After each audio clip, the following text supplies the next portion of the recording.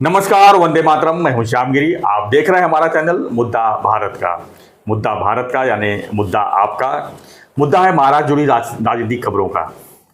आज मेरे पास एक खबर यह है कि वर्ली से जहां आदित्य ठाकरे का विधानसभा कंस्टिट्यूंसी है, वहां से मनसे के संदीप देशपांडे जो है चुनाव लड़ने वाले हैं। तो क्या है इसके पीछे के पूरी राजकारण, इस पर हम चर्चा कर लेंगे और जानेंगे कि संदीप देशपांडे जो है वो आदित्य ठाकरे को कितना फाइट कर सकते हैं या कितना चुनौती दे सकते हैं।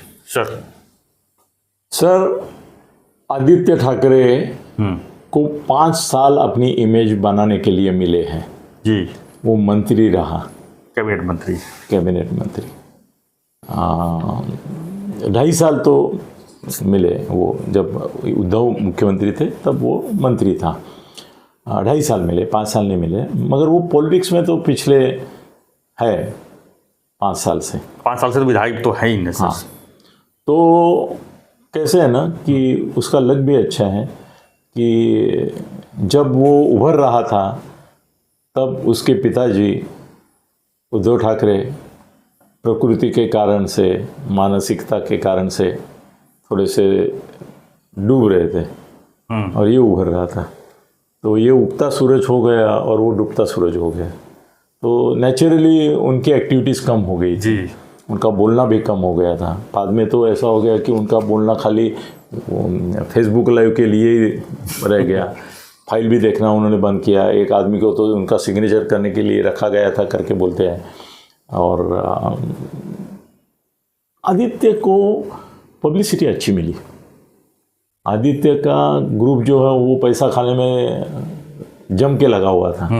उसमें कोई दिक्कत नहीं। उसकी वजह से वो परेशानी में आ गया। वो तुम्हारी आत्महत्या सुशांत सिंह की, वो उसकी पीए कौन, तो उसका भी दिशा सालियन, उसका भी लफड़े में कौन सी एक गाड़ी आके गई थी वगैरह करके वो भी बदनाम हुआ उसमें। नीतीश अभी भी केस चल ही रहा है सर, अभी भी जांच चल ही रही ना। हाँ, जांच बंद हुई है, क्लीन चिट भी नहीं मिला अभी। हाँ, नहीं हाँ। कैसे होता है ना कि सरकार जब बदलती है या सरकार की भूमिका जब बदलती है तो फिर से जांच बिठाते हैं सर जी। कैसे है ना कि अभी केजरीवाल की एक जांच पूरी होगी ईडी की, और ऐसा लगने लगा कि भाई इसको तो जामीन मिलेगा। अभी सीबीआई आ गई, सीबीआई लगा दी। इसकी कोई नहीं, एक जांच हो गई, फिर इसकी की, फिर उसकी की, इसमें नहीं पकड़ा जाएगा, उसमें पकड़ा जाएगा। कम से कम तनाव में तो रहेगा। और दिशा सालियन मामले में या सुशांत सिंह मामले में आदित्य ठाकरे को ये करना, उसकी तुलना वो बात से की जा सकती है जो राज ठाकरे और रमेश किणी हत्याकांड के बारे में हुआ था।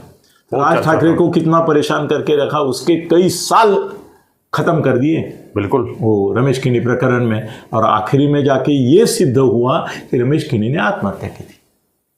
सिद्ध हुआ मगर बीच के कई साल राज ठाकरे को बंदी बना के रखा था, मानसिक रीत्या बदनाम करके रखा था। जब भी राज ठाकरे की बात निकलती, रमेश किनी बोलते ही थे, अपोजिशन वाले बोलते थे। बिल्कुल सर, रमेश किनी और राज ठाकरे की जो एक ये थी एपिसोड, उसका रिपीटिशन आदित्य और दिशा सालियन और सुशांत सिंह के बारे में अभी हो रहा है। बिल्कुल एकदम करेक्ट। कल जिस दिन इसका रिजल्ट आ गया सर, इसके पहले सीबीआई वगैरह के रिजल्ट आए, क्यों नहीं डिक्लेयर किए?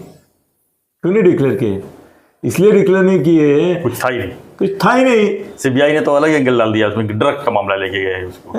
सर कुछ है नहीं उनको, मगर डिक्लेयर किया तो वो निर्दोष छूट जाएगा। इनके ये इतने हरामीपना करते हैं, सब लोग करते हैं, सभी पार्टी के करते हैं कि उसको क्लीन चिट नहीं मिले तो चीटे नहीं दे, उसको निर्दोष भी नहीं घोषित करे और दोषी भी साबित नहीं करे, घोषित भी नहीं करे और साबित भी नहीं करे, उसको लटका के रखे, बदनाम होते रहे। मगर आदित्य अभी वो बदनामी से निकल आया है जी। इसमें भी कोई दो राय नहीं होनी चाहिए। दिशा सालियन और सुशांत सिंह की बात सिर्फ बीजेपी वाले करते हैं या नारायण राणे करते हैं। असल में अभी तो बीजेपी भी बोलना ठीक नहीं। नीतीश राणे और नीलेश राणे और नारायण राणे ही सिर्फ दिशा सालियन की और सुशांत सिंह की बात करते हैं। पूरे बीजेपी में कोई नहीं करता है। उनको मालूम है सबको रिपोर्ट क्या है। फिर भी चलो, बदनाम तो हो गया बेचारा, हो रहे अभी क्लीन चिट नहीं भी जाता तो हो ही रहे ना। हाँ, मतलब करना है तो कर सकते हैं आप। तो वो राणे करते हैं, बाकी अकेले, बाकी कोई उसके मामले में बोलता नहीं कि सबको अंदर से मालूम है। और ये बड़ी बात है, वो बड़े लोगों ने मुझे बताई है कि उसके बारे में कुछ उस मामले में नहीं है। क्योंकि मैंने एक को पूछा था कि इसके मामले में उंगली उठाई जा सकती है क्या, वो बोले अभी रिपोर्ट्स है सब, उसमें वो निर्दोष हैं। निर्दोष बोले तो अपने को फ़ायदा नहीं है करके हम डिक्लेयर नहीं करते हैं, इतना ही है, इतना तक बोले हैं। चलो छोड़ो, आगे बढ़ते हैं। सर 5 साल में उसने मंत्री करके, 2.5 साल में मंत्री करके काम किया है, प्रोजेक्ट हुआ है और सब जगह एक्टिव है। सर आज महाराष्ट्र में कोई यूथ लीडर एक्टिव है तो एक है रोहित पवार, मगर वो तुतारी में, हाँ इसमें, हाँ पवार साहब के साथ, पवार साहब के साथ, और दूसरा है आदित्य। नीतीश राणे एक्टिव नहीं है। नीतीश राणे बोला है, बड़बोला है, वो बोलता रहता है खाली, और वो भी संजय के खिलाफ बोलता है, बाकी किसी के खिलाफ नहीं। संजय, आदित्य और उद्धव इनके खिलाफ ही बोलता है, बाकी उसकी एक्टिविटी कोई नहीं। बीच में कोई मोर्चे बिर्चे में गया था, मगर ऐसा है ये नहीं। तो ये दो ही है। आदित्य की कौन सी एक्टिविटी अभी है? आदित्य की क्या एक्टिविटी अभी है? सर कमाल कर रहे हैं। आज की तारीख में सबसे ज़्यादा महायुति के ऊपर भाषण कौन देता है जगह जगह पे? प्रेस कॉन्फ्रेंस कौन लेता है? सर उद्धव एक लेता है तो ये 10 लेता है। उद्धव एक भाषण करता है तो ये 10 भाषण करता है। एक गांव-गांव में घूम रहा है। इसके कितने मिल रहे हैं, वैल्यू दे रहे हैं लोग भाई। हजारों की तादाद में शिवसैनिक जमा हो रहे हैं, देख रहे हैं, और वो अच्छा बोलता है, भाषण अच्छा करता है। सर अभी मैं दूसरी बात करता हूँ कि ये आते हैं, उसका वरड़ी मतदार संघ जो है, वहाँ पे मनसे वालों ने संदीप देशपांडे का नाम निश्चित किया है। राज ठाकरे जी विधानसभा चुनाव के संदर्भ में कोई गलती नहीं करे, ये मेरी भगवान से और राज ठाकरे जी से प्रार्थना है। उन्होंने पहली ही गलती ये की है कि संदीप देशपांडे को आदित्य के सामने खड़ा कर दिया। तो मैं अभी गारंटी दे सकता हूँ, गारंटी शब्द बहुत बदनाम हो गया मोदी जी की वजह से, और मैं अभी आपको बता सकता हूँ कि संदीप देशपांडे की पराजय निश्चित है आदित्य के सामने। आदित्य की तुलना संदीप देशपांडे से हो ही नहीं सकती। संदीप देशपांडे अभी तक भी कार्यकर्ता है, नेता नहीं है। आदित्य ठाकरे नेता है, और कुछ हद तक तो वो उद्धव से भी बड़ा नेता होने जा रहा है। राहुल गांधी के बारे में जो बोला जाता है, वो पप्पू था, वो अभी बाप्पू हो गया। सर अगर महाराष्ट्र में पप्पू अगर आदित्य था, पेंगुइन बोलते थे, पेंगुइन, हाँ पेंगुइन, आपने उसका बहुत हाँ तो वो पेंगुइन स्पेशल एपिसोड बनाया था आपने। पेंगुइन अभी मगरमच्छ बन रहे हैं। हाँ आप जानते हैं उद्धव और इनके ऊपर टीका तो मैं करता हूँ, मगर जो बात है, अभी लोगों से हमने सच्चाई का वचन दिया है, तो ये सच्चाई है कि आदित्य उद्धव के बराबरी के टक्कर का हो चुका है। उससे टक्कर लेने के लिए राज ठाकरे जी को संदीप देशपांडे जैसे एक बलि के बकरे को नहीं देना चाहिए। उसकी हार निश्चित है। आदित्य के सामने कैसे टिका? आदित्य के सामने टिकने वाला, लड़ने वाला, झगड़ने वाला और तुल्यबल मुकाबला करने वाला एक ही आदमी महाराष्ट्र में यंग लीडर है, वो है अमित ठाकरे। अगर राज ठाकरे चाहते हैं आदित्य का पराभव, बेटा है उनका, अगर राज ठाकरे चाहते हैं कि आदित्य को सच में आह्वान देना है, तो उनको अपनी भी इज्जत दांव पे लगानी पड़ेगी और अपने बेटे को उसके सामने खड़ा करना पड़ेगा। लेकिन वो महायुति में तो आ नहीं रहे, वो तो इंडिपेंडेंट लड़ रहे हैं, तो फिर तब कहाँ अमित जी वहाँ पर? सर इंडिपेंडेंट लड़ रहे हैं तो इसका मतलब चुनाव लड़ रहे हैं ना। चुनाव तो लड़ रहे हैं, तो लेकिन चुनाव में वो खड़ा कर सकते हैं कि नहीं कर सकते? अमित को खड़ा करने के लिए मजबूर है क्या? उनको प्रतिबंध है क्या? नहीं। वो महायुति में नहीं है तो और अच्छा है, और अच्छा है।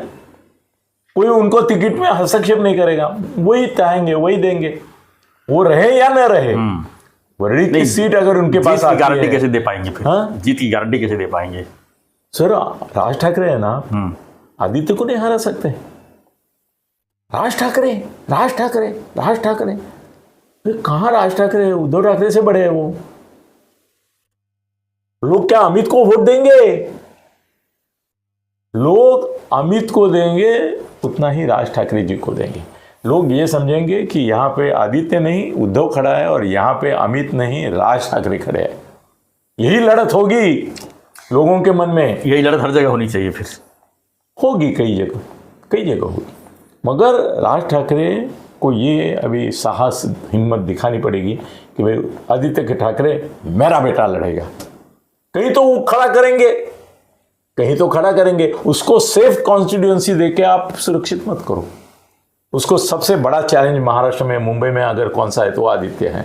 क्यों उद्धव तो विधान परिषद में है, वो तो लड़ने वाला नहीं है, नहीं, राज ठाकरे भी लड़ने वाले नहीं है। तो ठाकरे घराने का अगला पराक्रमी वीर पुरुष कौन है वो दिखाने के लिए अमित ठाकरे, सर अमित ठाकरे की पर्सनैलिटी बहुत अच्छी है, विलोभनीय पर्सनैलिटी है, बहुत स्मार्ट है।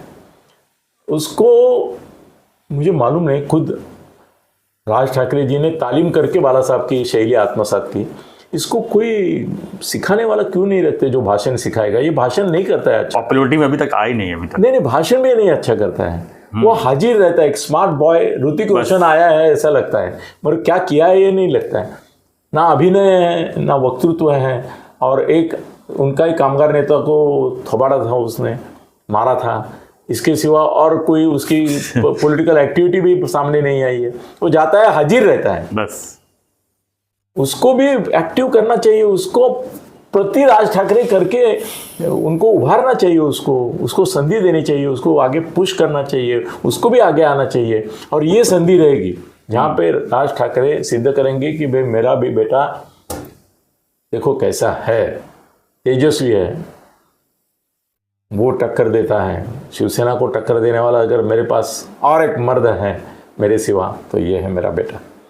सर अमित ठाकरे और आदित्य ठाकरे की अगर लड़ाई लगी तो पूरा देश ने, अंतरदेश सब उसके ऊपर कॉन्सेंट्रेट होंगे। इसको जो पब्लिसिटी मिलेगी उसकी वजह से, आदित्य के खिलाफ रहने की वजह से, वो ऐसी रहेगी कि कल राज ठाकरे का राजकीय वारसदार करके लोग उसको एक्सेप्ट करेंगे। राज ठाकरे के हित में है कि वो खड़ा रहे, और हित में ये है कि आदित्य को पराभूत करके दिखाए। अगर राज ठाकरे जी को इतना आत्मविश्वास नहीं है कि अमित उसको डिफीट कर सकता है तो नहीं खड़ा करे। फिर अगर उन्होंने खड़ा नहीं किया अमित को तो इसका, और दूसरी जगह किया, यहाँ नहीं किया और दूसरी जगह किया, तो इसका मतलब ये होता है कि उन्होंने मान लिया है कि आदित्य का पराभव नहीं होगा, इसलिए एक बलि का बकरा करके संदीप देशपांडे को दे दिए। अमित को दिया, सर अभिमान से, गर्व से हम कहेंगे कि ये एक मर्द है और आदित्य को चैलेंज दे रहा है। देखो, और आदित्य की उसकी लड़ाई बड़े जम के होगी, मतलब वोट में भी ऐसे दो रेस के घोड़े भागते हुए ऐसे भागेंगे। इसको थोड़ा अभी और इमेज ब्रांडिंग करना पड़ेगा। आदित्य का बहुत हो चुका है, मगर वो बदनाम भी हो चुका है। उसके लोगों ने जो पैसे खाए, उसके अंदर गए उधर गए, उसकी वजह से बदनाम है। वन मंत्री थे, ये बदनाम नहीं है ना। इसका कैरेक्टर के बारे में, इसके बारे में उसने एक थप्पड़ मारा छोड़ के, ऐसा कुछ नहीं है। तो अच्छा है अमित और आदित्य लड़े। जब तक चुनाव नहीं लड़ेंगे तब तक जो नेता, जो पॉपुलरिटी है वो नहीं मिल सर उद्धव इतने सालों से नेता रहा, मगर उसने चुनाव नहीं लड़ा, ये डाग है। और विधान परिषद में गया, ये बड़ा डाग है। असल में उद्धव को भी इस बार चुनाव लड़ना चाहिए। मैं लोगों से चुनाव जीतता हूँ ये दिखाना चाहिए। विधान परिषद बैकडोर, लोग नेता बनना चाहिए, बैकडोर है। यस, तुम खड़े हो जाओ। और अगर उद्धव ठाकरे खड़े होते हैं किसी जगह और उसके सामने राज ठाकरे खड़े होते हैं और आदित्य के सामने ये खड़े रहते हैं, क्या रोमांचक लड़। सर महाराष्ट्र में दूसरे 228 में से 286 की चर्चा ही नहीं होगी। उद्धव ठाकरे और राज ठाकरे एक दूसरे के सामने खड़े हो जाए, मेरा ख्वाब है। और आदित्य के सामने ये खड़ा हो जाए, भाई पूरे 286 में कौन खड़ा है पूछेंगे नहीं लोग। मीडिया तो रात दिन यही लड़ाता है, जैसे सुनेत्रा पवार और सुप्रिया पवार का हुआ था वैसा ही होगा। चलो सजेशन करते हैं, हमको को सजेशन करने में क्या जाता है कि राज ठाकरे अगर खड़े रहते हैं उद्धव ठाकरे के सामने, उद्धव ठाकरे को चाहिए अभी विधान परिषद की बैकडोर एंट्री नहीं चाहिए, अभी उनको फ्रंट में आना चाहिए, उनको भी खड़ा होना चाहिए। वो बोलेंगे हमारा महाराष्ट्र प्रचार करायचा है सगळीकडे वगैरह, पर वो बात सही नहीं। आपको बिना प्रचार भी चुन के आने की हिम्मत रखनी चाहिए। बिल्कुल, प्रचार करने की जरूरत क्या है अगर आप खड़े हो। बाला साहब ठाकरे को जिंदगी भर लोग पूछते रहे की अरे तू काय बॅकडोर नाही आला। संजय राऊत को पूछते ना, तू कधी लोकसभेला गेला, तू राज्यसभेला गेला बाळासाहेबांच्या कृपेने, आमच्या कृपेने। शिंदे तर म्हणतात आम्ही याला मतं दिले, आम्ही पाडू शकत होतो, ऍक्च्युअली गिराने वाले थे।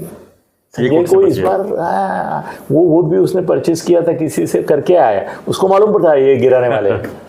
चलो वो छोड़ो, मगर हम राह देखेंगे कि आदित्य के सामने अमित ही हो। संदीप देशपांडे अच्छा लड़का है, a man of character, man of principle, कष्टाळू कार्य करता है, निष्ठावंत कार्य करता है, राज साहब के लिए जान भी दे देगा, मगर राज के बलि मत दो। देखते हैं अमित अगर खड़ा हो गया तो उससे जैसी बात नहीं होगी, राज का भी राज चलेगा। और राज ठाकरे जी को मुख्यमंत्री के तौर पे अब अगर अपनी इमेज बनानी है, 250 लड़के जी। कि मैं महाराष्ट्र का अगला मुख्यमंत्री हो। सर उनका मुख्यमंत्री पद चलेगा इलेक्शन में, लोग मुख्यमंत्री उनको बनाने के लिए उत्सुक है। बिल्कुल है, बिल्कुल है। हाँ, और उनको मुख्यमंत्री बनाने से पहले उनको अपने बेटे को कम से कम पब्लिक से चुन के लाने की हिम्मत दिखानी पड़ेगी। तो अमित और आदित्य लड़ाई होनी चाहिए। Double A versus A. हाँ, यस, देखते। थैंक यू सर इस इंफॉर्मेशन के लिए। तो फ्रेंड्स, आपके भी मन में कुछ इसके प्रति कुछ रहेगा ख्याल तो हमें कमेंट बॉक्स लिखिए कि क्या आदित्य वर्सेस अमित यानी ए वर्सेस ए यानी मनसे यानी यूबीटी के बीच जो लड़ाई है क्या होना चाहिए, किस तरह का होना चाहिए, या विधानसभा चुनाव में ऐसे एक एक से एक जो चेहरे आने चाहिए, तो जरूर लिखिए कमेंट बॉक्स में और बने रहिए हमारे साथ, देखते रहिए हमारा चैनल मुद्दा भारत। धन्यवाद, जय हिंद, जय महाराष्ट्र, जय श्री राम।